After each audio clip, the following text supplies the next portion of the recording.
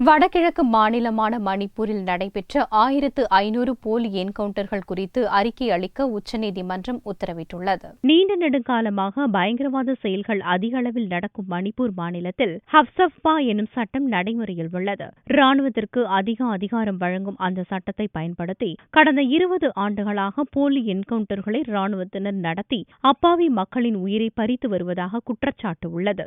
ராணுவத்தினர் நடத்திய 1500 போலி என்கவுண்டர்கள் தொடர்பாக சிபிஐ விசாரணைக்கு உத்தரவிடக் கோரி உச்சநீதிமன்றத்தில் தொடரப்பட்ட பொதுநலன் மனு வெள்ளியன்று விசாரணைக்கு வந்தது. அந்த மனுவை விசாரித்த உச்சநீதிமன்றம் போலி என்கவுண்டர் தொடர்பான குற்றச்சாட்டுகளை ராணுவமே விசாரிக்கலாம் என்று கூறியது. மணிப்பூரில் ராணுவம் மற்றும் துணை ராணுவ படையினர் தங்களது அதிகாரத்தை மிதமின்றி பயன்படுத்தவோ பழிவாங்கும் வகையிலோ செயல்பட முடியாது என்று கண்டிப்புடன் தெரிவித்த நீதிபதிகள் 1500 போலி என்கவுண்டர்கள் தொடர்பான விவரங்களை உச்சநீதிமன்றத்தில் அறிக்கையாக தாக்கல் செய்ய உத்தரவிட்டனர். மணிப்பூரிலிருந்து அவஸ்பா சட்டத்தை வாபஸ் பெறக்கோரி சமூக ஆர்வலர் இரோம் ஷர்மிளா கடந்த 14 ஆண்டுகளாக உண்ணாவிரதம் இருந்து வருகிறார் என்பது குறிப்பிடத்தக்கது.